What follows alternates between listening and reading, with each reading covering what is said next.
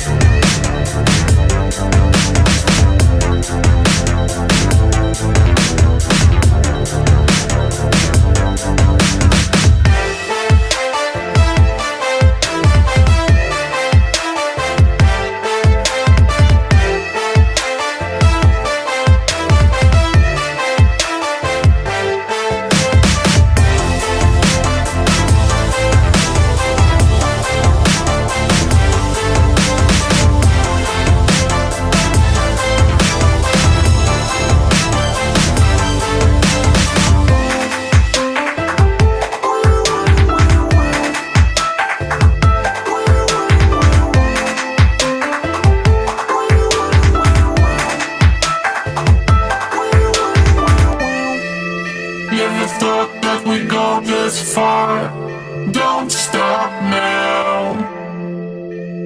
Reaching for a distant star. Don't stop now. Isn't it strange how we're safe and home? Together counting days until the second go. If you're gonna make a change, you have to let me know. Turn this shit around, start to top the notes. It's all you need to do.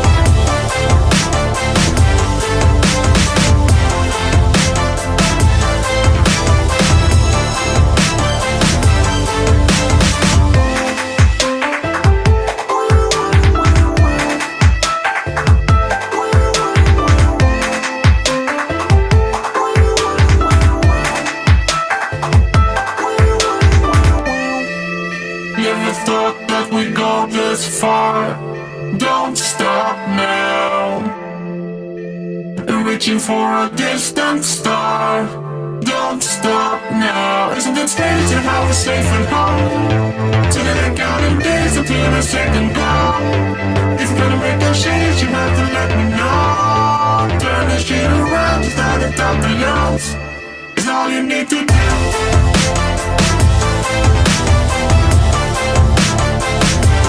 It's all you need to do.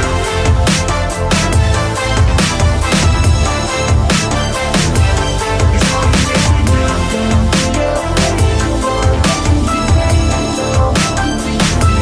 It's all you need to do.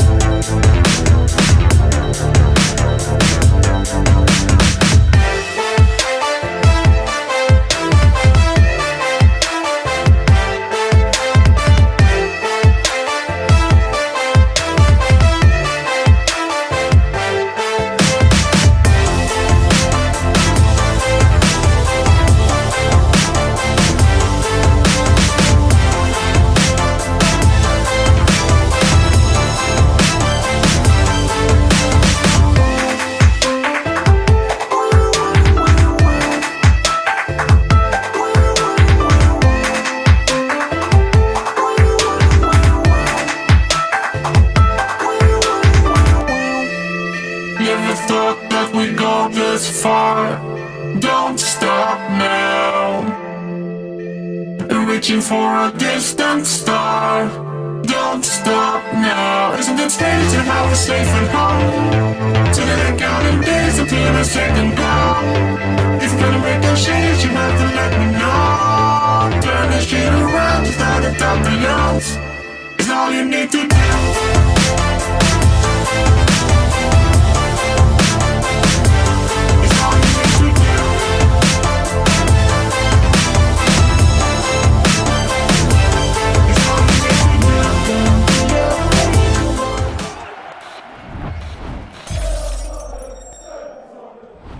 What's going on, people? We are Tottenham TV and welcome back to another Good Morning Tottenham. You've seen the guy far to my right all week, and unfortunately this is actually the last time for now he's going to be in the studio. He is going back to Canada today, straight after this stream.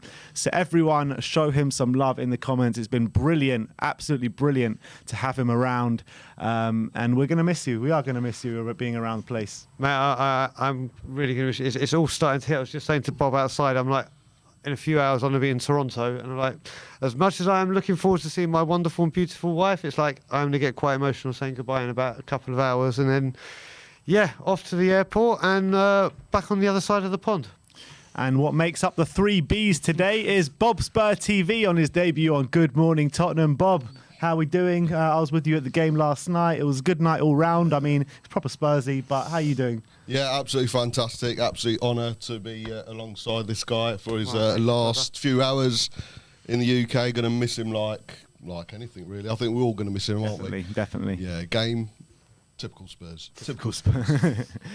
So what we're going to do today, we're going to go through a match review from last night. Then we're going to go for a preview for the big Everton game this weekend, Conte's first Premier League game in charge. But let's get into the game last night because it really started off like an absolute house on fire. Obviously 3-0 up in half an hour. And, you know, you saw like the nucleus of a brilliant setup, didn't you, with three at the back, the two midfielders and obviously three up top with wingers with Son and Lucas. And, you know, the running, the effort, the desire that players were showing in that first half an hour, the movement was absolutely unbelievable. It's just like when we scored that third goal, we just seemed to switch off. What was it? You know, if we ever wanted to see a proper manager's bounce, them first 18, 20 minutes, man, that was like the biggest manager bounce we've ever seen. Yeah, it looked absolutely fantastic. You know, we were attacking, we were creating chances. They had a couple of chances as well, but I suppose if you're getting used to that new system, they will do. But yeah, like you say, after 3-0 up, man, it was it just went typical Spursy, didn't it? It just went. They started creating chances. Obviously, later on, we had that sending off as well, but. Yeah, I loved it. I was actually there with yourself and a few other people. My first game at the new stadium, and it was just so Spursy, man. It was perfect. It was perfect. Definitely. What did you make out of it, Brian? Because obviously you were here in the studio, so you had maybe a bit of a different perspective than us. Well, I will say for the first thing, in the first 10 minutes, we had more shots and more attacking play than we have all season. It was like, oh my God, what am I watching? And it was just like the shackles were off. It was like, honestly, like we've grown 10 inches taller. It's like they've gone 10 stone lighter. It was like they were just like possessed. It was great to see. Could have been more. But yeah, that switch off, we literally went 3-0 and thought, okay, job done, and didn't know what to do with ourselves. And they made it very, very hard for us. Yeah, they did. And, you know, there was all this commotion inside the ground, big trouble in the Vitesse end pretty much all game. I don't really know what was happening, but it seems like the Vitesse fans were fighting with stewards and police and all this kind of stuff. Started so early as well. It did, yeah. And apparently, I didn't see it, but apparently it was all kicking off outside the stadium beforehand as well. Yeah, we didn't see that, no. But yeah, it was nuts. It was nuts, that Vitesse away end. But let's talk about the lineup, Conte's first lineup. What did you make out of it? Yeah, we all expected the three at the back. It was a question on who is going to start at the three. You surprised he went with Davis? Yeah. Although, was it yourself? No, someone, I remember Tommy or Brian saying, don't be surprised if Davis is one of his, not favourites, but someone who probably entrusts. And I know what you always say, he always gives it his all. Regardless of his ability, he does always give it his all, and he's probably seen that and given him a chance. And for the first, we're going to keep on going back to the first 20 minutes. You know, we'll look like world beaters, but elite. We're not going to see that much in the first game. We weren't going to see that much yesterday. It wasn't going to be his first team. He's only been there 48 hours, but at least what we saw was a system that I think is going to persevere with for the rest of the season. And did it surprise if did it go with Davis? I suppose if it was his second string team or is not his strongest, then no. But I wouldn't be surprised to see him there again. Brian, what did you make out of the lineup, and do you think that might be his go-to lineup for now, or do you reckon he's going to mix it up a bit for Everton? I was surprised to see Davis rather than Tanganga because we said I had a real feeling Tanganga would get a shot, but he didn't. I think we got quite a few of it right. We didn't get Ndombele, did we? We got him out. Davis, like the last couple of games, has been a strange one, but everyone says. You can, like Bob said, you can love or hate Davis, but he gives his all, and he is definitely better as a left centre back than he is a left back or left wing back. So, surprised, yes, but can I see why he was picked? Yes. And we're obviously going to play back three, and it like I said, we got the best out of Everton. Reguilon, who I said I thought would be man of the match, wasn't far off. Played a great game, and there's something to work with there. And you've got to remember, he's been training them for what? 2, maybe like 1.5 sessions. So to see the contrast from where we started our last game against United to how we started this one is a positive thing to take from it. it felt like the players all came out with a bit of a point to prove yesterday from the off. But then after half an hour, it did kind of revert to type, what we've been kind of throughout the season pretty much. But in those first half an hour, when we were really dominant and really on top, who were the players that really stood out for you guys? Hugo Lloris, first of all, I'm sure we'll speak about him individually. He was absolutely sensational yesterday. Some of those saves were like when he first came and was making worldies every single game. I think he did himself very, very well. Like I said, I think Emerson played very, very well. He showed what he can do when he's got more license to go forward. He just needs to... Two things he needs to work on: his end product and stop falling down all the time. Yeah. Every single time he's on the floor. Yeah, you know what? I've noticed that a lot with him. He goes down very easily and stays down for a while. Yeah. And same with Ndombele, really. Yeah. I think the same with him. Both of them kind of go down really easily and stay down. Is that something like they've picked up in kind of foreign leagues and stuff like that? Or what is that about it? Conte will put a stop to that. I'm pretty sure he will. Yep. He's going to be looking at him thinking, what are you doing? There's no way people will be going down lightly anymore. And the likes of Ndombele and Emerson, yeah, like you say, mate, everything was spot on yesterday from Emerson. A couple of crosses could have been better, but the stamina, the energy, the pace that he brings down that right. I mean, I thought Bergwijn's probably ready-made, tailor-made for that right wing-back position. But Emerson playing like that, man, you can't drop him. And yeah, just got to bulk up a bit more, stay on your feet a bit more, and certainly improve on that end product. Definitely. Yeah. All right. Some players that I want to talk about. First of all, Ben Davies, what you were talking about before. I don't think he had a terrible game by any stretch of the imagination. But having said that, he should have given away a penalty. Oh, it was blatant. That was a blatant penalty, wasn't it? Thank God there's no VAR, because when we got to watch that on the replay, if that was on VAR, penalty all day long. Yeah. Penalty without a doubt. But this is the thing with Ben Davies. What I find, and I'm not a huge fan of his, but what I am of is he's not one of the poison. He's not going around with a bad attitude. He's not good enough. We need to improve. But like I said, he does give you everything, and sometimes I'd rather someone that gave me everything than just someone who might just give you a 50% or just think they're a bit of a show pony. So he comes in for a lot of slack because, like Dyer, he's a scapegoat. But he had a couple of mishaps yesterday, but it's playing in a new formation with a new manager. But yeah, as you said at the beginning, it would have been a penalty all day long. And I think we can't overlook the fact that he's left-footed as well. I think Conte probably prefer that, having a left-footed down the left-hand side of the... and I think if you think back to Jose's first game as well, away to West Ham, David started that, and I think he had a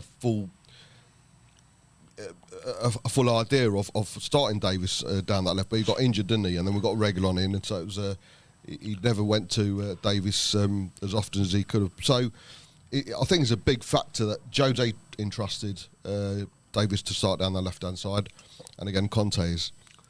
So Davis... Yeah, go on. No, I was about to say, one other thing I'll add on it is when he was playing with Rose, with Poch, when they were rotating, they all knew the system, so Davies was doing very, very well. Yeah. They could rotate with complete faith that the other one would do the same. And I think now under Conte, if he's given a chance and if he's positionally aware like that, I'm not saying we'll get the best out of him, but we'll get a better Ben Davies than we've seen. He's better. He's a better backup as centre-back than left-back, isn't he? 100%. Yeah. In this kind of system, a 3-4-3, essentially what it was last night, do you think that the two midfielders in Skip and Højbjerg are going to be the two players that are going to move us forward in this system? Because, I mean, last night, I wasn't impressed with either of them, to be fair. I mean, Højbjerg was very persistent for the first goal, obviously, and did really well. But I felt he let us down big time in the second half with his passing. And I felt if he would have got better distribution out there and better passing to move it ticking along, maybe we would have looked a lot better in that second half. But wasn't to be. And I thought Højbjerg wasn't that great last night. And Skip as well. I don't think he impacted the game as much as he has done this season. So do you think those two midfielders are going to be the answer for us moving forward this season? I think it's not surprising that the players that we've been linked with so far are the likes of Kessier and Barella. So is it going to be a case that the quality or lack of quality is going to shine through? Because a lot of people we're Højbjerg fans, aren't we? Huge. So, Who isn't? Yeah. Who isn't? But the question does come into play: is he going to be a Conte player? I think character-wise, he's tailor-made for Conte. Never say die attitude, a fighter, give it his all. But then do you look past and probably the lack of quality that he has as a midfielder to our detriment. So I don't know. Skippy tried his best, but for me, he shouldn't be and I said this right from the off, great in midfield, but we shouldn't be relying on him as our sole number one midfielder. We're bigger than that. We're better than that. He needs to be on a. He'll become a great player. I think he'll captain Tottenham and England in the future. I really do. But right now, we shouldn't be relying on him as much as we are.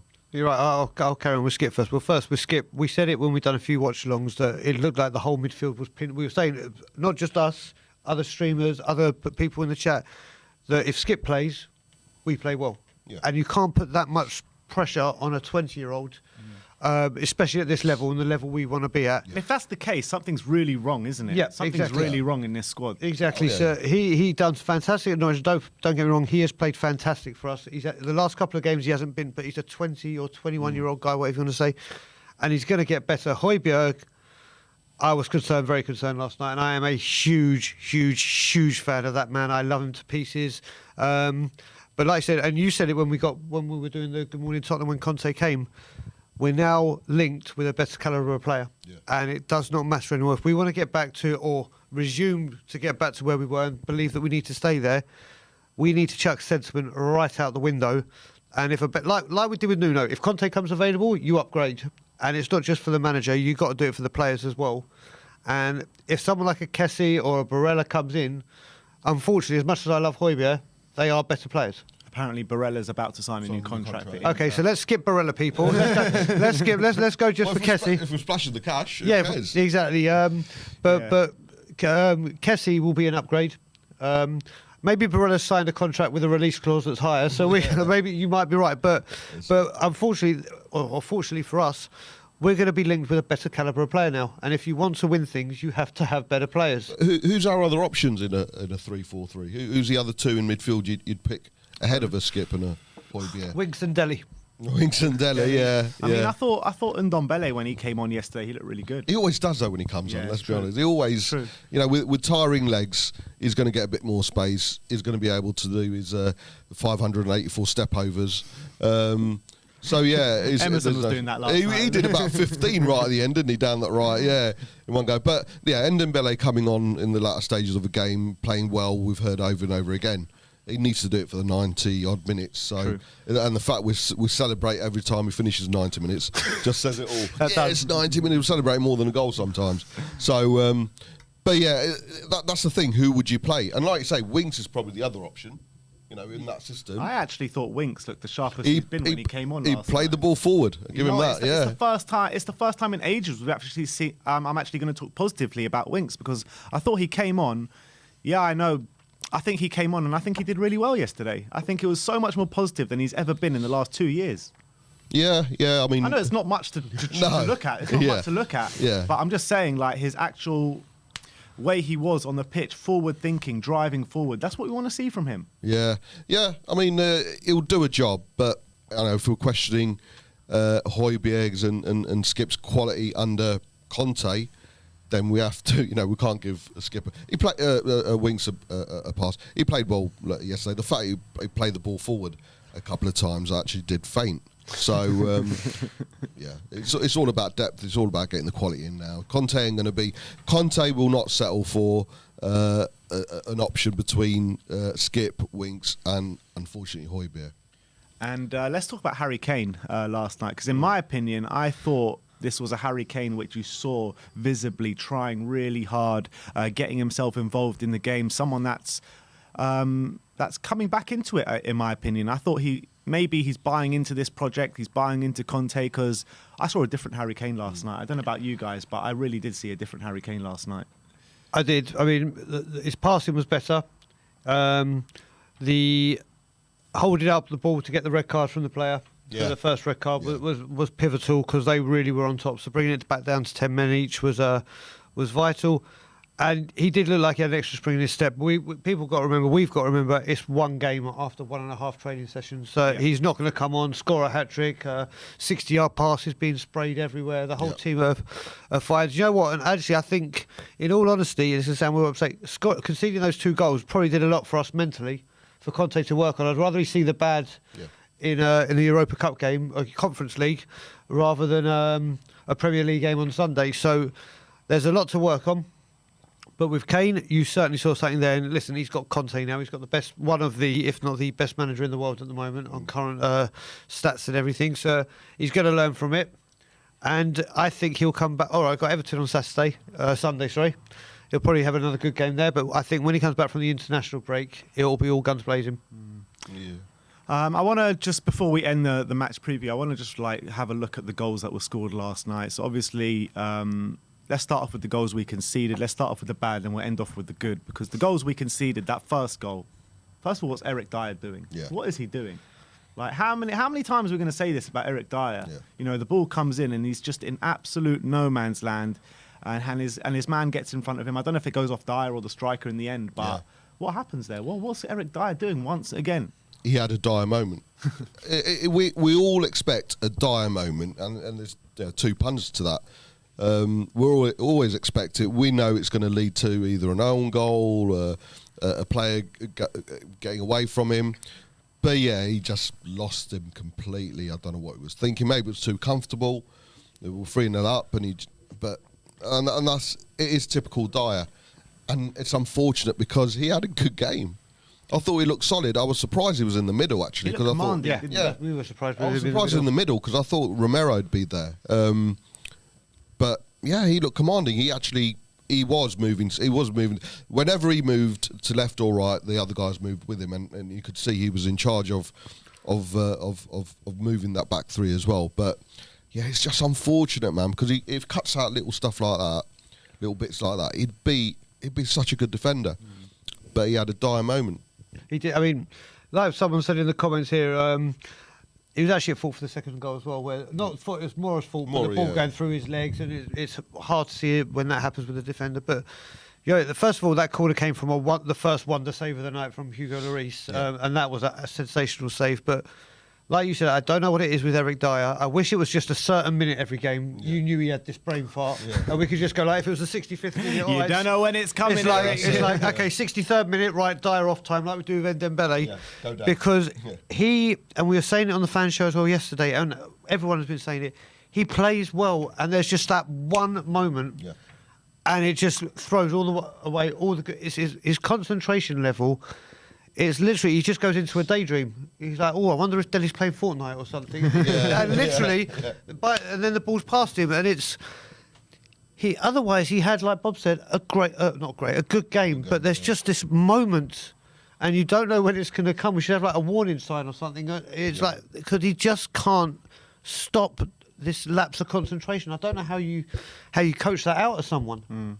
Yeah, and as Paul Wise says, we always say, Dyer's had a good game, but exactly, if we could cut that but out, exactly, it'd be brilliant. It'd be brilliant. It would be first choice. Spot on. And the second goal, Lucas Moura. Sorry to you Moura sexuals out there, but Lucas Moura, he does so well to get back and win that ball.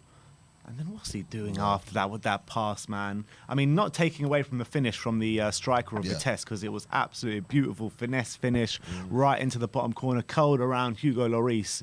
But how did he get in that position? How does Lucas Moura just do that sloppy pass in our own box pretty much, just by the right of our box? I mean, just schoolboy, isn't it? He fought so hard to get that ball back as well, didn't he? 2-3 times fighting the Vitesse player and getting it back. But then, it was, again, too comfortable. We were 3-1 up, playing great. It looked like we were going to score every time. We're attacking, but we had conceded a goal. We should have been a bit more careful. Conte ain't going to stand for that. Nope. He would have gone in livid. He would have been absolutely. He would have laid into Lucas as well. So, a brain fart, as you would say, from Lucas. And it was a great finish, but it wasn't I know what you're going to say, but it wasn't that hard. It was very well placed, but I do always think Lloris does come to his post too much sometimes and give the opposition player an option. But that's just me. Fair enough. Well, fair enough. I've got kind of a theory about it. If you look at it, we're talking Skip, Højbjerg, and Moura, who are three of the players that are rumoured that we've seen that aren't particularly favoured by Conte. So maybe, do you know what? Maybe they tried to do too much to try and say, do you know what? I am worth staying. I am going to show you. And they may have just thought, right, let's try this adventurous pass, or let's do and see if it will win me brownie points. And not saying that is the case, but it's just weird that it's those three that seem to have been lacking yesterday. He always tries so hard, and one thing you get with Mora is 120% commitment. Yeah. But like sometimes he can be wasteful in his passes going forward. That one yesterday was just shocking. Yeah, it's just shocking. It's schoolboy stuff, isn't it? You get taught that by a coach. And like I said, the goalkeeper, the Vitesse player put it away very well. Yeah. I thought Hugo got a hand to it originally, but he was nowhere near it. Absolutely nowhere near it. That's what I was saying. In a position where it is going to your far post, for him not to even get a hand to it, I always think he's always too close to the to the post, and it always gives the opposition player to actually score in the far corner. And we've seen too many goals like that, but maybe I'm just nitpicking. With Lucas, he was the only one who was breaking the lines, wasn't he? He was the only one taking the ball on and going through the defence. So again, like Dyer, apart from that mistake, he was pretty well. Yeah, he played pretty well. And he obviously got on the score sheet. Yeah. What a goal that was. Oh, man. What a goal. And when you're talking about the Nuno Spurs, right, and when you're talking about not building from the back, this is exactly what we wanted to see from this 100%. team, because I kept saying it time and time again. We know this team can build from the back. We know this team has ability. Why are we going over the top? Why are we looking for diagonals every single time? Why can we only hit them on the transition, right? Yesterday, in that goal, Lucas Moura's goal, every single player bar Lloris, Emerson and Reguilon touched that ball. Yep. You know, and that for me, mind-blowing, because we couldn't even put two passes together under Nuno. And the last 5 or 6 touches were one touch passes. Yeah, absolutely brilliant. And as soon as Lucas went through, you knew he was going to score. And you know, not only did you know he was going to score, but he had options either side of him if he wanted to. He had runners either side. Yeah, brilliant goal, wasn't it? Well, I mean, we were watching it, so as we were watching it, it's like I said, we couldn't pass two things together at Nuno, and even when we were, it was just back, side, back, and you thought there's no intensity or nowhere this play is going.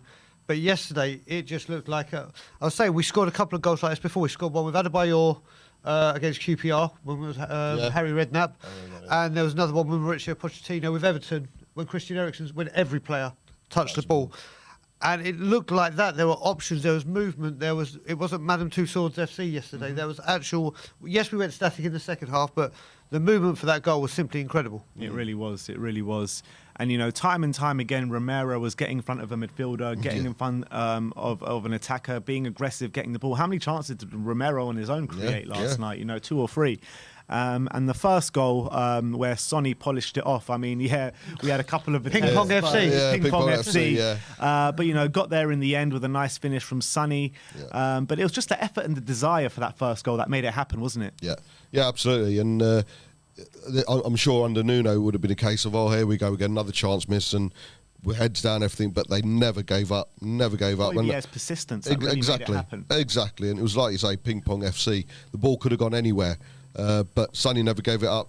Højbjerg didn't give it up, and like I say, Sonny, as soon as the ball was at his foot, you knew he was going to score. Absolutely brilliant. And the third goal, Ben Davis nearly getting on the score sheet at What one was stage. that? What was he doing in the There was a box slight there, nosebleed. There was a bit of a nosebleed there. I think that's the reason why I missed. Well, no, what was that? But the way that it then.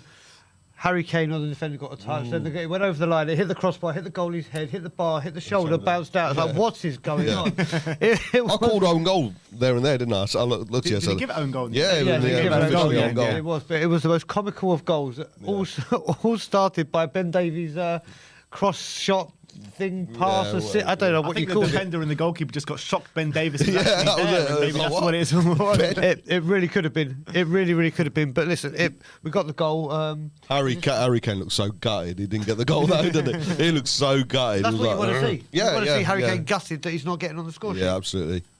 But all in all, I think that you got to say it's a positive start to the Conte regime. I know it didn't go all as we planned last night, and there were some kind of the Nuno kind of regime creeping into that performance. But you're going to get that after one game, aren't you? You're going to get that after one game. It's going to be a process.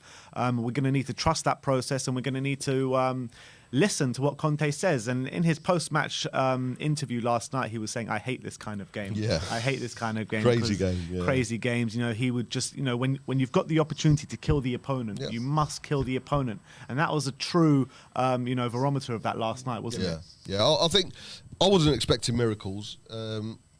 After half an hour, you Yeah, must have thought the exactly. I miracles were thought, here coming. we go. It's going to be 8-0. But what I did expect is something of a structure from Conte, and we saw that 3-4-3, which I thought, you know, at least he's got the guts to do that straight away. But Conte would have learnt more from that game yesterday than he would have learnt in a training session. Yeah. Certainly for the first couple of days.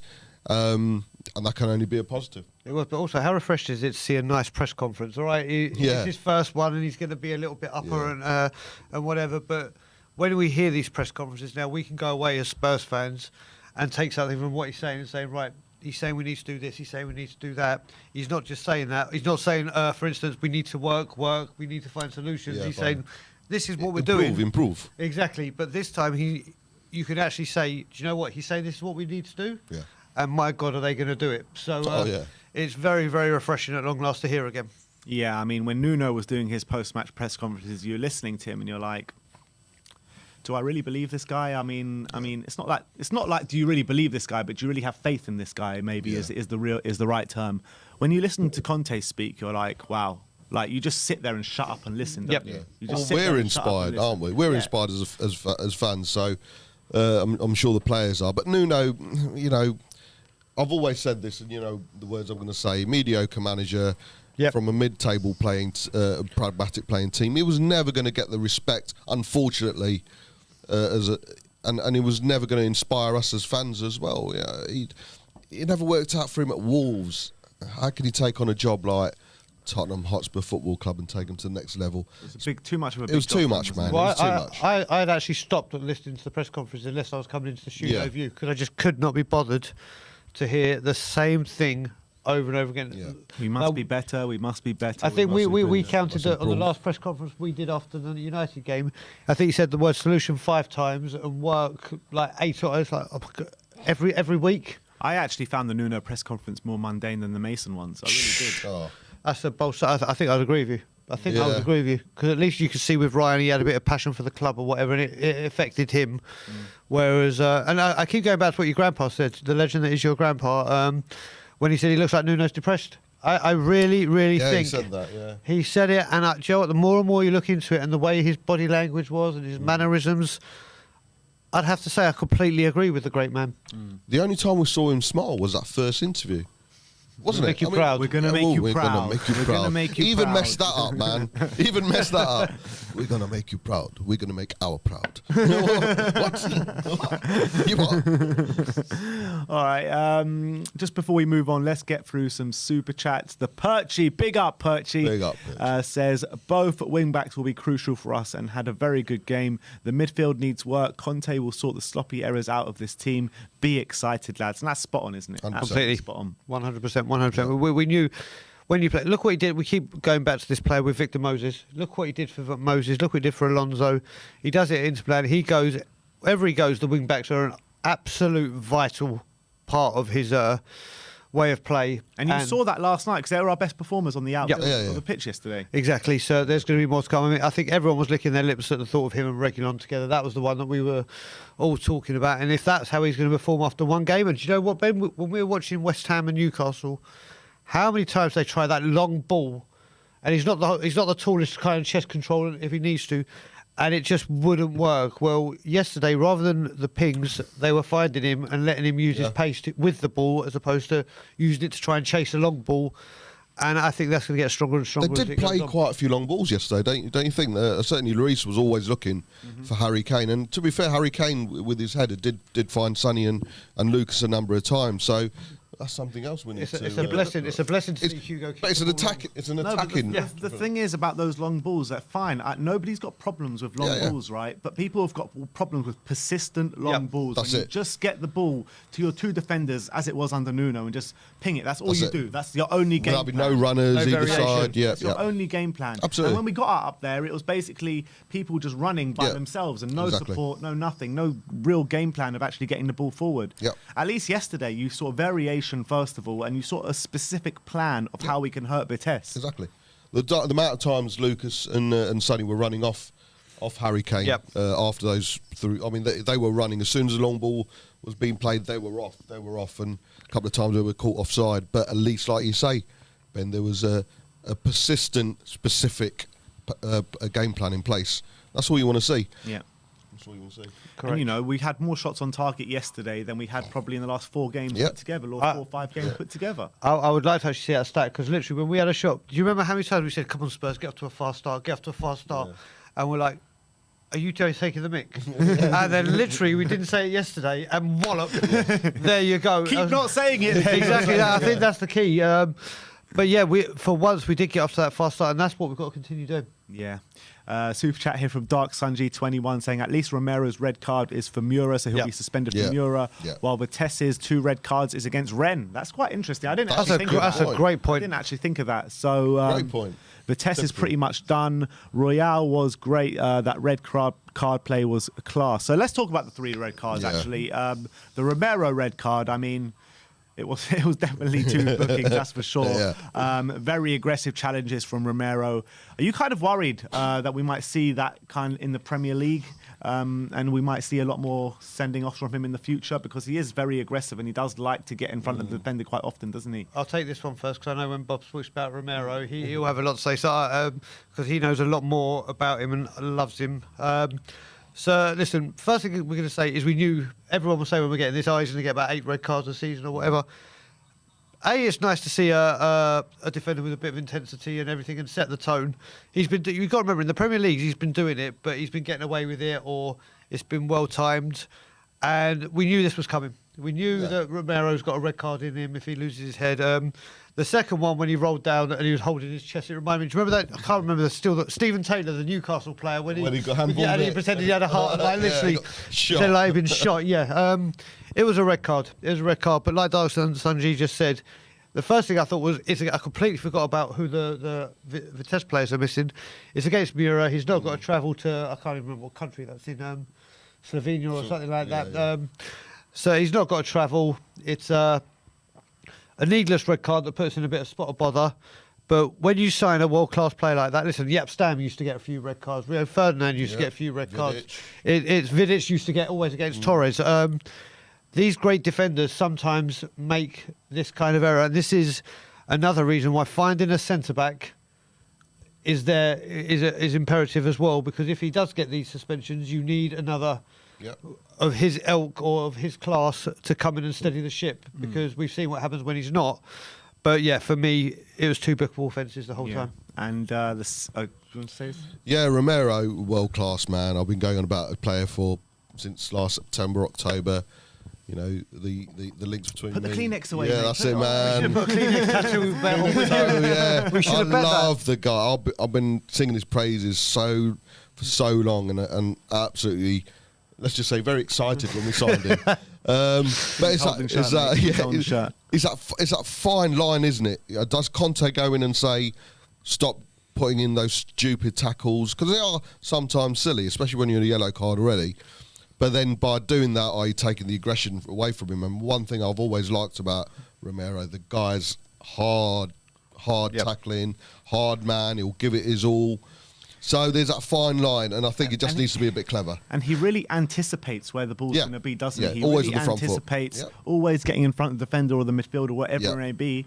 And, you know, he actually starts attack for us and gets quite, goes forward. Really quite advanced yesterday. Yeah. And the other thing you got to look at it as well is, if you take away other strikers coming to play him, they need to know they're in for a game, and they're in for that. If they think that aggression has gone, they're going to go in a lot easier. But if they think, oh no, I'm against Romero today, and they give it everything and it's aggressive, it's good. Psychologically, it's a huge part of it. And like I said, he's missing the Mirror game, which, let's face it, if we could, any of us could have picked. Exactly. If he hasn't got to travel, he hasn't got to stay in the hotel, he could just chill at home, relax, be with his family, ready for the next game.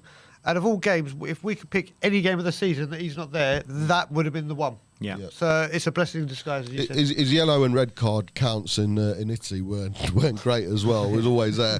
But if you want someone to tell him about aggression in football and football on the football field, then you want to hear it from Conte.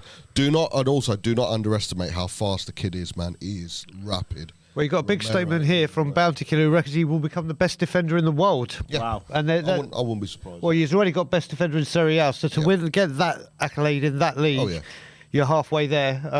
He'll be the Premier League best 11 if he carries on easily. That's a bold shout. I hope so. Yeah. And the two sending offs for Vitesse. The first one was like borderline GBH on Harry Kane, wasn't it? Yeah, yeah. I did wonder what I was watching. You know, I thought it was WWE. Yeah, it was. I don't know why it came about as well, because it was halfway through being fouled anyway, wasn't it? There was no need for it. Yeah.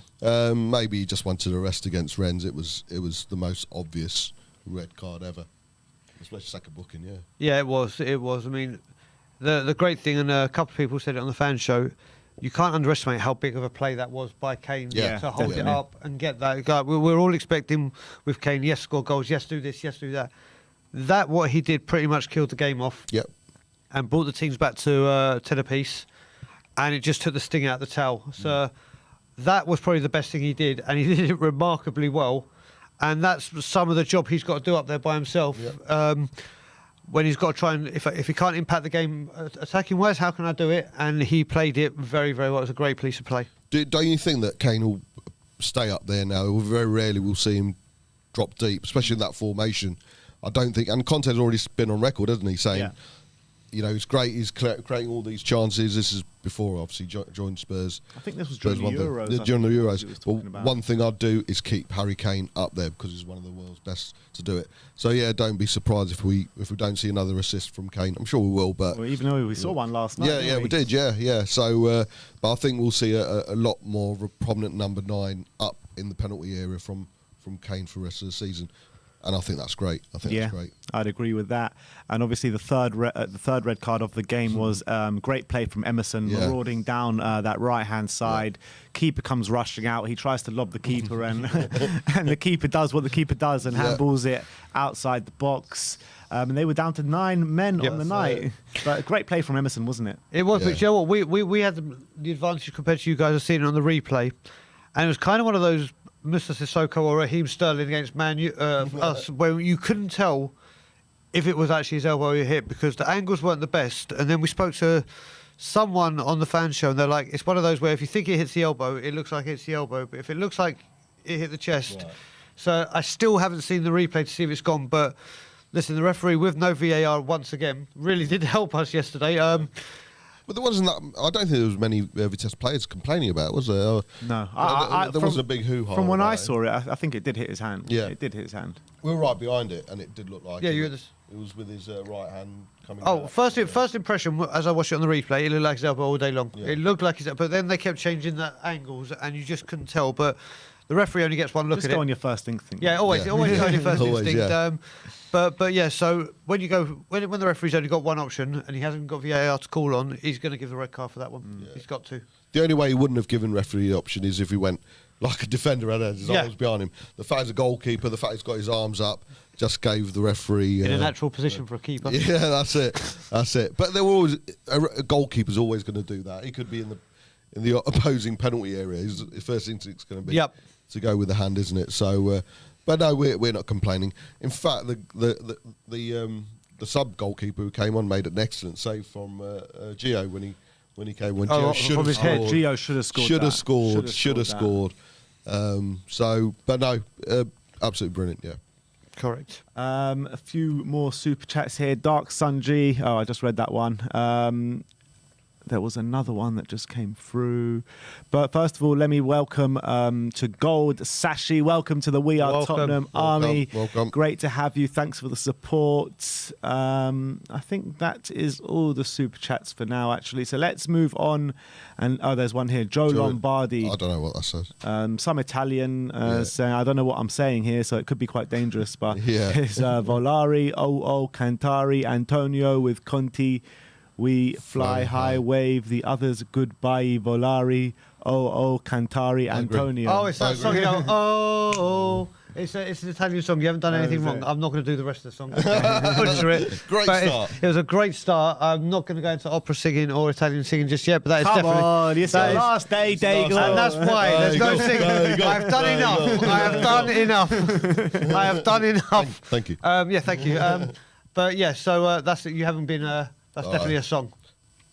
All right, let's move on and let's talk about Everton on the weekend. Big game this weekend. Obviously, Antonio Conte's first Premier League game for Spurs. And what are we expecting this weekend? What are we expecting? Because obviously against Vitesse, we've just spoken about at length, but we saw a very, we saw a Conte Spurs and we saw a Nuno Spurs all in the same game, didn't we? So what are we expecting this weekend?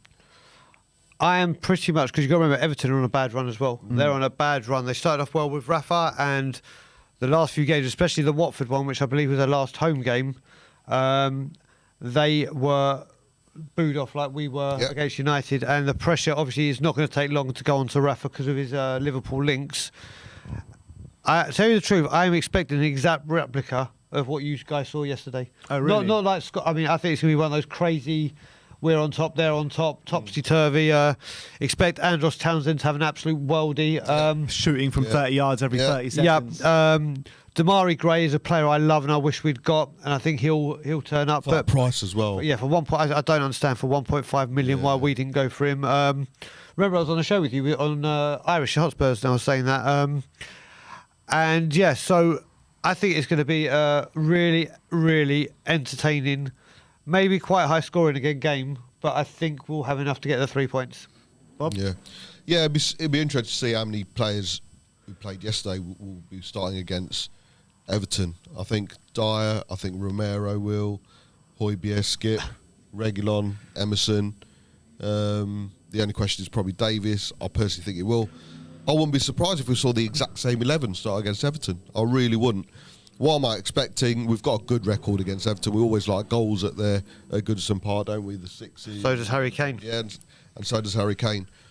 And it's no point asking me what I predict the scoreline's likely to be. For 41 years, I've predicted a win every single game. But you know what? In the last 5 years, the result, we've had a 6-2 up there. There We've you go. lost 5-4 up there. Yeah. I mean, there's been crazy games, isn't it, between yeah. Spurs and Everton? Yeah.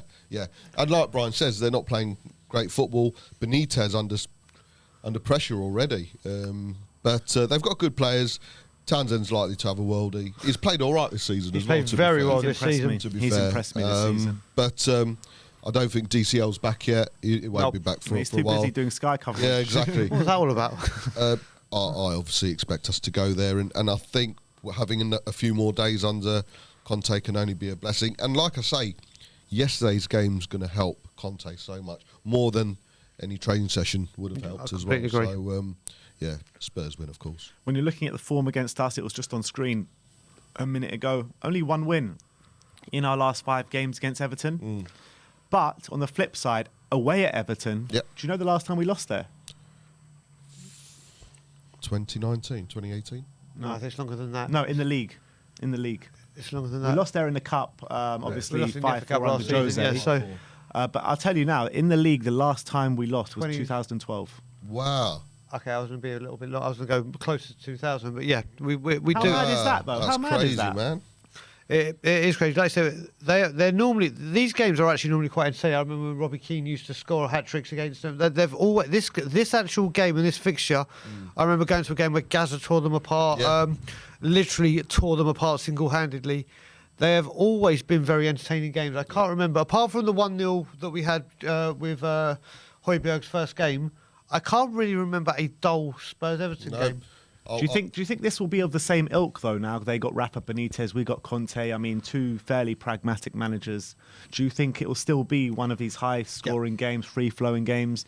And do you think that's just a case of because of that we're just at the beginning of a new regime? Yeah, completely. That's exactly what I think. I mean, like you said, I think we've just got... He might. I think he might make a couple more changes, but I think he's literally going to demand more of that first 30 minutes. Yeah. I know Everton are obviously a much higher calibre than Vitesse, with no disrespect, but they've got Dominic Calvert-Lewin out. I can't remember who else they've got out, but he is huge. Decore is another massive... And you know what? Calvert-Lewin's their highest goal scorer this season. Yeah. Decore's got their most assists this season. Yeah. Wow.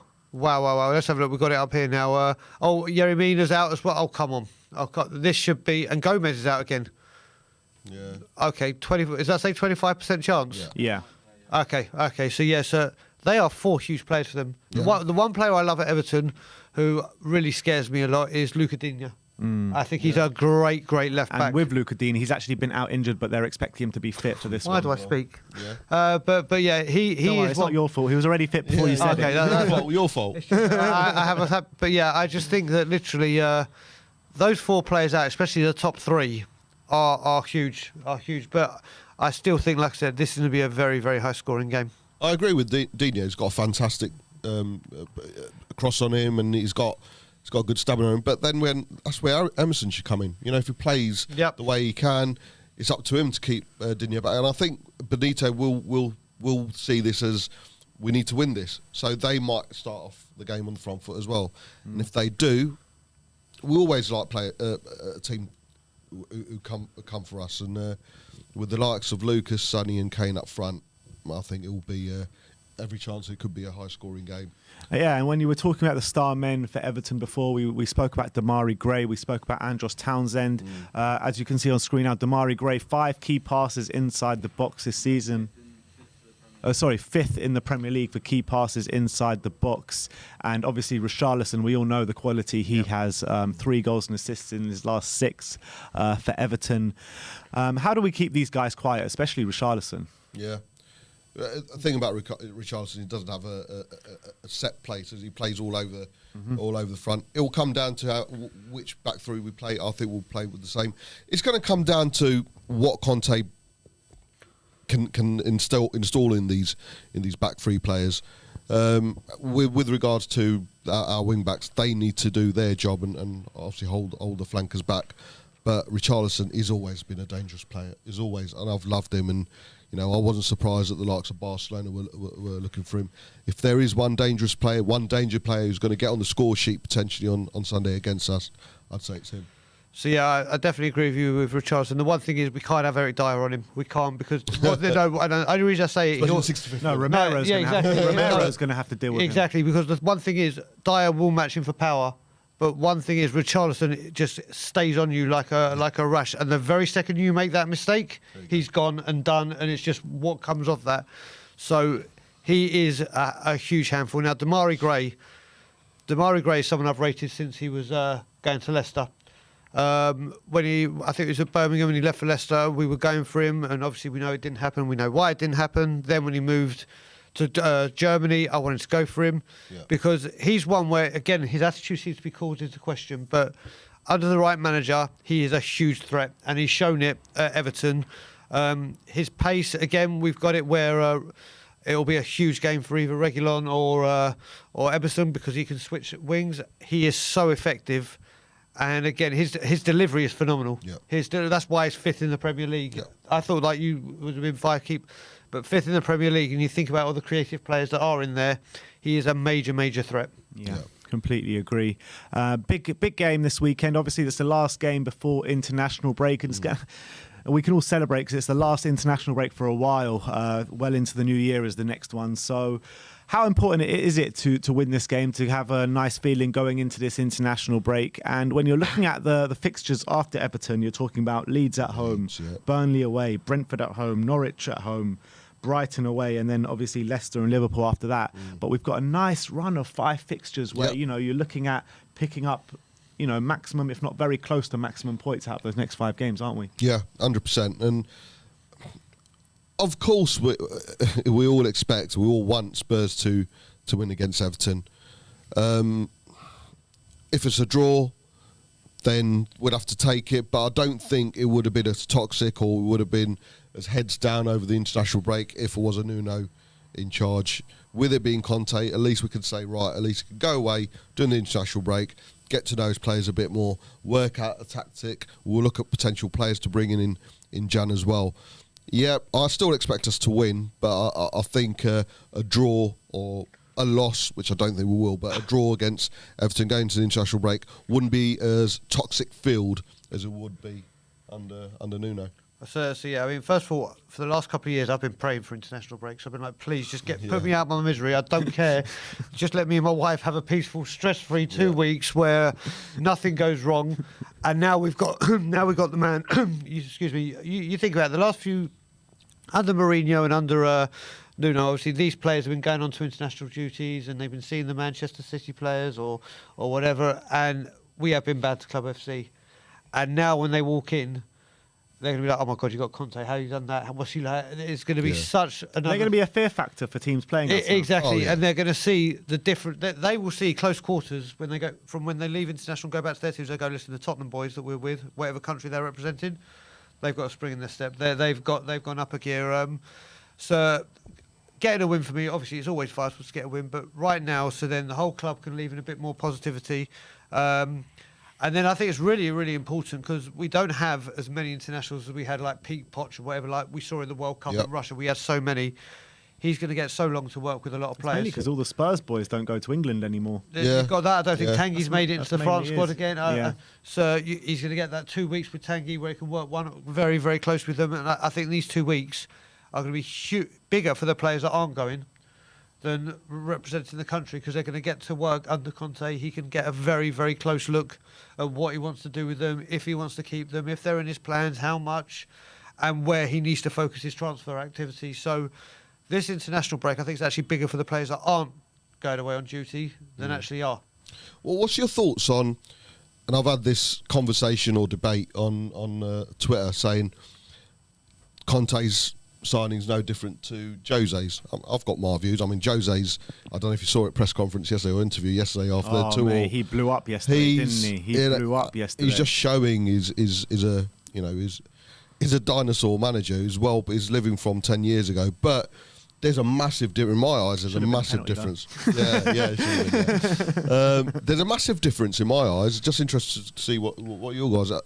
People go, you had Jose, you didn't do anything. Now you got Conte, you're going to do nothing. But who's saying that? It's not Spurs fans. No. It's salty fans from around the Premier League trying to, just basically belittle us and say that we don't have what we actually do have because we've got Antonio Conte, right? We've got one of the best managers, if not the best manager in world football right now. Yep. I don't know if you saw Rory from the kickoff, big Chelsea fan. He likes to put down Spurs at any moment. Yep. When Jose Mourinho came in, he was laughing at Spurs. He was absolutely on the floor laughing. He was degrading Spurs. He always disgraced Spurs, and he likes to put down Spurs at every single opportunity. Always bantering, isn't he? Always. But when Conte signed for Spurs, he was worried. At the end of the video, he literally said, I'm in central London. I'm going to throw myself into the Thames right now. That's what he was saying. And he was saying Tottenham now have got this decision right, and Tottenham now have the best manager in the world. That's what he said. Exactly. And that's coming from a Chelsea fan who hates Spurs. And I think that where we were with Levy and Enoch when Jose came in, they're in a completely different corner. Yep. So where we are now with regards to Conte, there's no hiding place now, is there? No, and like we've said, Ben, all week with Jose, he's on his way down, and he always moans about the past or brings up the past. I mean, you said it as well. Keep bringing up that interview when they were going about 3-0, and he goes, "You know what 3-0 means? 3 championships for me." It's like, what's that got to do with it? And we've seen everywhere he goes, he just destroys, whether it's the players' mentality or confidence or the board. He irritates and he just leaves like a tornado. And then it seems like the tide's already starting to turn from Roma. That's it. Yeah. His sell-by date. This is the thing. We keep saying we've got to move with the times, and it's now you've got to get the sports scientists when Wenger came in, and the nutritionists, and it's all about this and that. And everyone moved on, and that's how we've done it. Then Klopp comes in and does it. Football moves on, where he still thinks, I'm Jose Mourinho, football should be changing to me, not I'm changing to football. And Antonio Conte has come in he's still going up. He's still going up. And when you say that, apart from, I would say, Liverpool, Man City and Chelsea, you go to any football club in the world and say, right now, Antonio Conte signs for your manager, do you sack your manager? Every single team says 100%. And even with what you're saying, I think you're absolutely spot on with those 3 teams. But even Chelsea fans, I think, would say that, yes, we won't sack Tuchel right now because he's doing a really good job at Chelsea. But I don't think they would have any arguments if you said Conte was a better manager than Tuchel. No, not at all. But that's the thing. It's like literally, even West Ham fans now. West Ham fans have been piping up everywhere. Yeah. And to tell you the truth, they have been now. We're all up for banter and whatever. Even my best mate, who's an Arsenal fan, was like, "Oh God, I thought we were going to finish above you this season. Not anymore." But it seems to be the West Ham fans that are really, really commenting on this heavy. And even though David Moyes, who is doing a fantastic, you cannot knock what David Moyes is doing there. He's doing a great job. If I was to say to a West Ham fan now, Antonio Conte, they're going to say yes. Oh, yeah. They are going to say yes straight away. And if they're not, they're lying. You cannot dispute what this man has done. It doesn't matter what club. If he had gone to the filth, I'd have been like, oh, here we go. Yeah. Now we're done. 100%. Now we are finished for finishing above them. 100%. It's what this man does. And yeah, that's. I don't get the salty. Well, I do get the saltiness, but it's just like it is. There's no way Conte's failing at Spurs. Absolutely no way he's failing at Spurs, and the only way he is, we know why. It's not because of him. It's not in an indirect way. It's not because of the players. It will be because he's not been backed. That's the only way. And I think the pennies drop with every single Spurs fan. They know that. Yeah. All of Absolutely us spot know on. that the only reason Conte would fail at Spurs is because he's not been back properly. Correct. And there's no hiding place. And if Levy pooped his pants because of that little chant again when we played with Man United, That weren't no little chance. it was no little chant. No, he's going to be wary. He's going to be very, very aware of how it could turn if Conte isn't backed, and we'll know if it's not been backed. Back on my original point about the fixtures and Yeah, about sorry how on how it's looking. How it's looking. Look, I love tangents, but it was a good conversation. But in terms of the fixtures, right, very winnable fixtures in our next 5-6 games. If we can, produce the results which we know we can against these teams, going into December, we'll be high flying in form, Yeah. and the season will have a very different outlook on it, won't it? Yeah. So again, when it comes to it, you've got to remember, when we get to December as well, you've got to chuck in, and I don't know why it's not being done in November, is a Carabao Cup game against West Ham, which could one game away from a semi-final. November and December are crucial for us, because if we do look like we are making a run for, let's say, a top 4 push, I still think it's even though with Conte, I think there's a push, but I don't know if we just get it over the line. I disagree. I think what Ben just said, the games we've got coming up, if we win all those, or certainly win majority of those, and we're only 5 points behind now, and with the likes of Man United not being... And everyone seems to think Man City are playing absolutely fantastic. They're not playing great. But They've dropped the odd point here. They just lost 2-0 to Palace. Exactly. I think if we put our heads down and we win majority of those games, if not all of them, and there's every chance we could, we'll be right in there. We'll be the ones to catch. So yes, but where I was going with it is, honestly, that's all right, brother. We like tangents here. No, where I'm going is like, honestly, if we do that, and I believe we can do it, it opens up January. Like, do we go and get the players we want? Oh yeah. To then say, right, here we go, wallop, off we go. Or do we want a Tevez and Cahill, and we get a Nelson and Saha? So I think November is very, very achievable. Very achievable. The thing is, if that happens this January, if that happens, like, Conte's like, I want this one, I want that one, and he gets a Nelson and a Saha, we won't see him back here for You will see me back here, because No, I but will you be won't on see, You won't see Conte back here for But February. we'll know. But that's the thing. I think that's where it's the difference comes. Under Redknapp, when he wanted a Cahill and a Tevez, and we got a Nelson and Saha, as a Spurs fan, we'd probably sat there and say, you know what, Redknapp's probably doing what Redknapp does, gone to the bargain basement and has probably agreed to go. We'll know if a Ryan Nelson or a Saha comes in under Conte. They're definitely not Conte signings. We'll know that Levy has led the charge and Enoch have proposed those.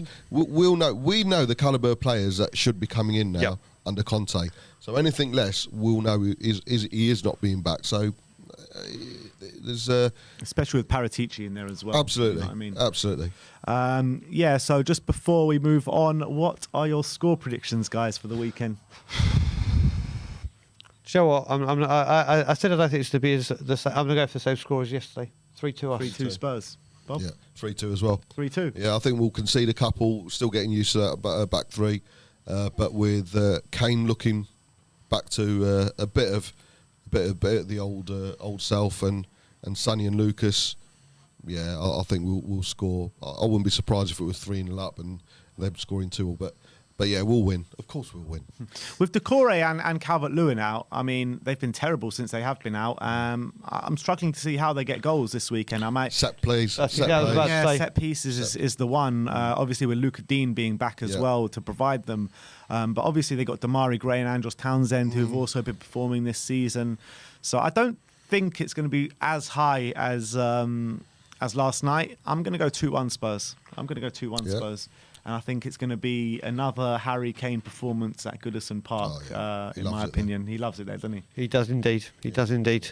All right, so that's the score predictions. Bob and Brian going for 3-2. I'm going for 2-1 to Spurs. Let me know in the comments section what you think the score is going to be this weekend. Got a super chat here from Dark Sunji21 saying Lloris, Roden, Romero, Tanganga, Reggie, Skip, Højbjerg, Royale, Lucas, Son and Kane. I want to see a 3-4-1-2 for Everton. They lost to Watford recently, so we should win.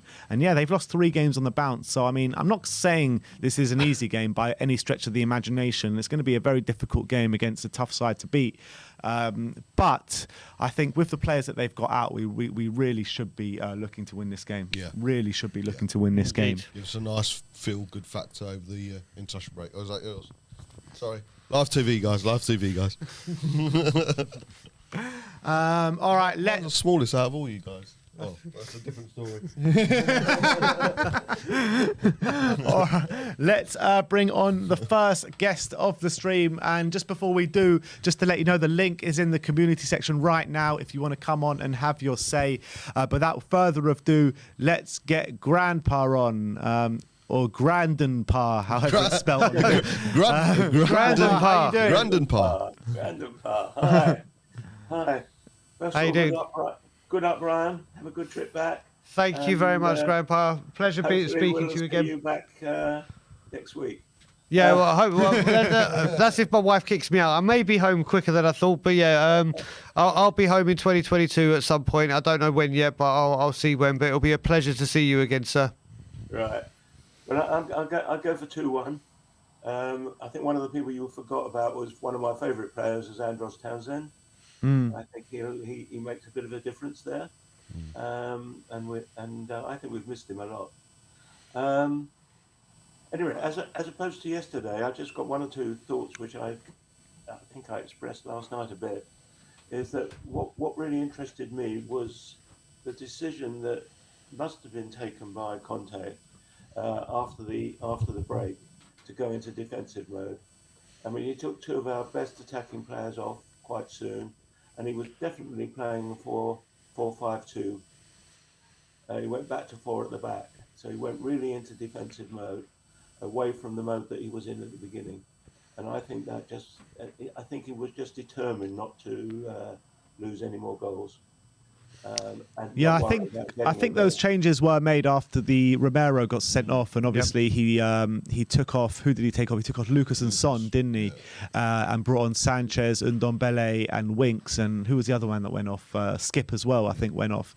Yeah. So yeah, we did go very defensive after that, and you know, by all accounts as well, when we did go down to 10 men, I felt that we were tight, compact, and held our shape quite well, didn't we, Grandpa? Yeah, but I agree. But I think that it was a move really not to attack but to defend.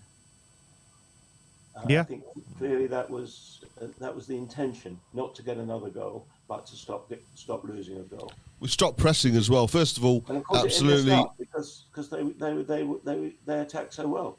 Yeah. First of all, absolutely honoured to see you yesterday. It was absolutely brilliant to be in your company. See you with your little notebook. Absolutely brilliant. Absolutely brilliant. But they stopped pressing as well, didn't they, Grandpa? After the changes as well, which says what you're saying. Yeah. Yeah. So we stopped pressing, and we went in. We clearly, Conte had said, "Look, we don't want to lose any more goals. Don't worry about getting a goal." Yeah. Maybe in his head, I don't know. Maybe it was just part of Nuno's thinking still. But that seemed to me. Do you think that's a dangerous game to play with only 1 goal in it, Grandpa? I think it's a very dangerous game because I think the best form of defence is attack, always. Yeah. As for Everton, I think the important thing for us, we'll play 3 at the back again, but the centre 4 or 5 have really got to protect the defence. So the ball shouldn't be getting in the way. I mean, Moira was in the way really when he gave that ball away. He shouldn't have been back there in defence. He should have been further up. And I think that we've got to protect our defenders, not allow them to be left there on their own without other people around them, which is what they were doing. I mean, they were really every time we got there, they had 3 or 4 players around us. Yeah. But moving on to the Everton game, Grandpa, how confident are you going into it after seeing last night, and you hopeful of a 3-pointer this weekend? Yes, I'm sure. I'll put money on a 3-pointer, and I'd go with 2-1. Wow, Nice coming joining from a you. non-betting man as well, he's going to put money on it. That's what I like to see. Confidence is real. The confidence is real. I'll put bitcoins on. Wow, that's really a statement then. If you're going to willing to put Bitcoin on it, but who? It was a very enjoyable match. I mean, it was an enjoyable evening, good company, good fun. Thank you. Lots of incidents. It was really good. Yeah, and what did you make out of Conte and his demeanour on the sidelines compared to what Nuno was like? Well, compared to almost, I mean, he was fantastic. He didn't sit down, did he? He didn't sit down. At the end of the game, he was shaking hands with everybody. Yeah. I thought there was 2 lovely touches, which I don't know if you noticed, but Son stayed on later on, and he went down to the guy right in the corner who had a big poster that said, "Son, you are my hero," and he came and gave him his shirt. Oh, Yeah. that's typical with him. Down in the corner, and then when that little kid ran on at the end, Yeah, that was great. I've actually got a really more has come out about that kid. I don't know if you guys have seen it. So obviously we saw it last night where the kid runs onto the pitch and the steward's running on after him, but then Harry Kane and Lloris take him down, right? Lloris first. Lloris grabbed him, didn't he, and hugged him, Then Kane, Yeah, so Kane gives him the shirt in the tunnel, right? And then this kid, so the kid comes running out the tunnel with Kane's shirt and back into the south stand. There's another picture and another video doing the rounds on Twitter of this kid crying, and apparently the stewards took the shirt back off him. Oh, Yep, my God. I saw that this morning. How ridiculous Well, I is hope that? Kane's got hold of the kid and he's probably sending him out another one, and probably Someone has made sure that it reaches Harry Kane. One thing I will say, and I know from people that have had to deal with things in Canada, he will always, when things like this go, he does respond. But the way it's going on Twitter as well is people are saying that kid shouldn't have run onto the pitch in the first place, and why he rewarded him with a shirt for doing something stupid. But the way, if that's what the stewards have done, it's like the Brad Friedel story as well, isn't it? It'll come out of your pocket, it'll come out of your kit money. What business do the stewards have Absolutely taking the shirt none. away when Harry Kane has Absolutely given none. it to him? There's a security element, of course there is, but the joy they brought to the kid, and when he came back out, the South Stand were all cheering him, all shouting his name, or certainly shouting "Your Spurs, one of us," whatever we were. Yeah, He but absolutely loved it. It made his day, made his young life, He and was to take it crying, away from He him. was crying when he came back out. Yeah, I yeah. saw he was crying, so that's the reason now. I understand. Yeah. I thought it was just lovely the way the way Lloris Yeah. and Kane went, looked after him. I thought that was Absolutely. shows it just demonstrates, I don't know, a nice feeling about Tottenham. Yeah. And sometimes we don't get the best. Grandpa, how much time did you spend monitoring Antonio Conte's movements as opposed to what was on the pitch? Because I know a lot of people are just thinking, I want to watch Conte. Did you take a good look at him on the bench for a while? When I was watching him shouting and giving orders, I mean, he was really already in saying, you do this, you do that, and constantly. And I don't know whether the players can hear, but presumably they can. But he's very active, he's very proactive in everything he's doing. Fantastic. It was so refreshing to see a treble substitution as And well. he makes some substitutions. And He three at the makes same time. It was like, substitutions. right, we're going to do this wholesale. It was so good to see. Yeah. So good to see. Yeah, and I think in his selection, the only person that he should have had was Lesotho playing. Lo Celso. Lesotho playing at the beginning. That was the only, and not Davis. But I thought it was a good, and what I was delighted with was Dombele. I mean, he was only on for a little while. But in that short time, he was running, not walking, which is what he was doing under Nuno. And he made one or two good opportunities. Yeah. Yeah, Anyway, it was a good day. I'll let you get on. great day. It was a good day. Hopefully, we're going to have many more. The Conte regime is up and running. And I think every Spurs fan, even though it wasn't the most perfect display last night, even though we didn't run away with it like we thought we were going to do in the first half an hour, I think every Spurs fan is still smiling this morning, aren't they? Billion Well, percent. any game which is 5 goals just makes a more interesting game. Yeah. 2 send-offs, 3 send-offs. Makes it a more interesting game, and more nervous game, but very exciting, and it was enjoyable. It was really good. Definitely. Well, Grandpa, we'll see you very soon. Thanks for coming on, as always. Always a pleasure to speak to Big you. up, Grandpa. See you later, Grandpa. Cheers, guys, and good luck, Brian. Thank you, matey. Bye. Bye See ya. bye.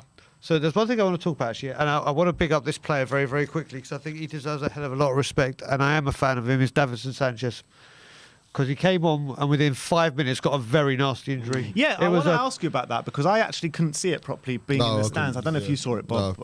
What actually happened? Because to me, it looked like he got a high foot in the head. Yeah, at one point it looked like a job was getting quite. It looked like he got it in the eye. It's literally just above. Why it, a did that stud. player not get sent off? Well, that referee, last night, he had lost all control, and I don't know. But the one thing I will say, as people, I'm a fan of Sanchez. I think obviously he's got a mistake in him, but I want to see him in that back three. That's where I think he is. But not only was he down, and there was a lot of blood that was coming out of this cut, a lot. Went off and had the Terry Butcher thing on, and straight away jumping up, commanding headers, and he deserves a lot of respect. I had in my mind last night when I was watching Davinson Sanchez, I was like, bloody hell, this guy looks up for it, doesn't he? Yeah, I've rated him the whole time. Obviously, the Man City Del Boy through the bar, the pencil dive. But like everyone says, in his first season, and they were great defenders to play alongside Jan and Toby, he looked excellent. And it seems to be the best formation for him. And again, Antonio Conte will take for it. Do you remember when Jose came in and they were like, die as a warrior, die as a warrior? Well, Conte would have seen within that little thing that Sanchez is a warrior. And I think he deserves, whether you like him or not, to have a tackle like that, and believe me, it was very close. It's like literally at one point John thought it was his eye that the stud had gone in. It was just above, but then to go off, get bandaged up and come out and just be commanding, I think he deserves a hell of a lot of respect. Well, I've actually got some breaking news for you, Brian. There you go. Breaking My news. flight's been cancelled?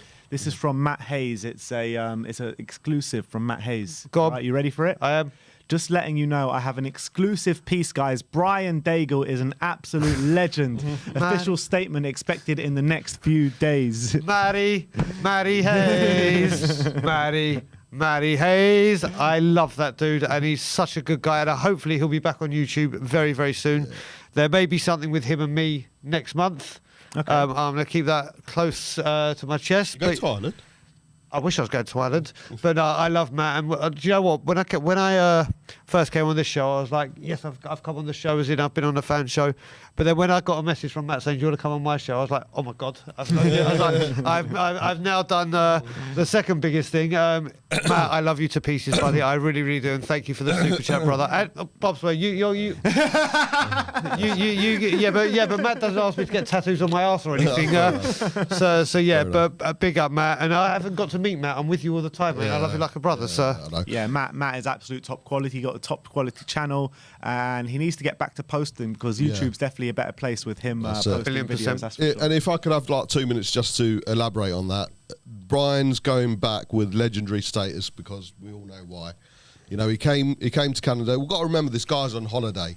And he's come in and he spent his time. No, I'm not having that. This was no holiday. This was no holiday. This was no holiday. This was a purpose mission. This was a mission, yeah. And he's a mission accomplished. You know, he's taken time out of spending it with, you know, with family, friends, dwarfs, and he's gone to protests and been there despite weather, despite it being cold and rainy. He's all been at the forefront. He's G'd up everyone. We've done our bit. Obviously, you know, you started it all off many months ago, and we didn't have the greatest of turnouts. Then we had the ESL, not great turnouts. We've pushed the agenda on YouTube. We feel like we've done our bit, but there's nothing like seeing the physical presence of a Daigle, of a Matt, of a Iggy and Stel and other people who have really pushed what we wanted, and we wanted Levy out to change, Levy out basically to change his mindset. I And mean, but that was the thing, like when we were all talking about Levy out, Enoch out, and all that kind of stuff, especially when I was speaking with you, Bob. Yeah. We always knew it was a near on impossible Yeah. task to get these guys out of the club, and Enoch out was always supposed to mean like Enoch reform, Yeah, more exactly. or less. Yeah, and like I've said many times, and it probably sounds really far fetched, but if the image of the Brian Daigles, with the message of Levy out, wasn't at the forefront when they went into that Man United game and games beforehand, when we go 3-0 down, there's no way the Levy out chance come to the fore. It's only purely down to this man, mainly down to this man. So big up, mate. Well done. Thank you, brother. Thank you. You can go back to Canada with your head held high and think, yep, mission 1, mission complete. Well, certainly step 1 complete. Yep. It's all about not letting them off the hook now. So big up to you, brother. I'm proud, absolutely proud And to you be all sat should be. alongside Ben, but Brian as well. I just have to quote, because obviously I've got the platform to come on here, and I say it all the time. There's certain people that also deserve a lot of credit that have been behind the scenes. I'm the lucky one to have the mouth and the stupidity to come on YouTube for a long time and shout the odds. But changes for Spurs, to dare is too dear. People that I've met through this protest who have messaged me via Twitter. There's a Phil, there's a Seb Shah, there's Chris Agenbar, there's Iggy came down. There are so many. Graham. So many. There are so many people. Rez and a couple of the We Are Shelfside Spurs boys. But you talk about platform as well. I know we've got calls waiting, but we have to give a mention to Ian Meth as well. Yep. Ian Meth, who's not Levy out, who isn't. But one thing we've always wanted is someone to come in from. He's no Levy apologist. He doesn't want, but he doesn't understand the whole Levy out. But he was brave enough to come onto our show and have a conversation, and he was pleasantly surprised. End of the day, we all want the same thing. And he was taken aback by how many things we had in common, and he's probably one of our biggest. He's always there in watching us, and he certainly understands the whole Levy out stance that we made. So like you say, we've had the platform. We've also had the platform to bring people on the other side. Yep. of the fence. Correct. And we've had that dialogue, which I think the lack of dialogue is the biggest problem within the fan base. Yeah, spot on. We've got a comment here from Matthew Collins saying Brian Daigle deserves a knighthood. Next time you come to London, we'll have to get that ready for you. Yeah, we'll get Yep. A special We Are Tottenham TV knighthood. There we go. We'll get Mari to get in touch with the Queen. Yeah, there we go. That's what we'll do. That's what we'll do. No, honestly, listen. Fun thing is, like I said, I ran my mouth so much about this, and I was come onto your show. The greatest platform there is for Tottenham is this channel, and help them get to 100k ASAP. They deserve it. Exactly. Scroll down, guys. They- Scroll honestly, down. Smash that like. If there's anyone, and okay, now I'm going to go on a tangent about We Are Tottenham TV. I've opened the Here door, we like I go. said. Ben here, Simeon, we've got Jake back there. There's Sam, there's Vinny. Everything they do, especially during the pandemic, to make sure that we all stay tight and there was content, and during dark and miserable times for not just Spurs fans but the world, the work that these two do, and like I said, the boys in the back, you get to see it live on TV. When you actually hang around them and see what goes on and the work they put in and the commitment and dedication they put in, it is unbelievable. Not only that, you look at me and Bob Spur here now, who is like a brother to me. I wouldn't have met him if it isn't for Ben and Simeon. Yep. The whole community, like when we went to the Genola even, Tottenham away, Spurssuasion, Will Stewart. I could go on about so many. The Yid Kid, Lily White TV, Cody the Mack, Irish, Cody David, Mack, Tommy Talks Balls. The whole community. does The whole not community. does not start without these boys here. And there are people that are in the chat that have also reached out to us, because we're all very reachable and communicate on our social medias. We don't just leave everyone out.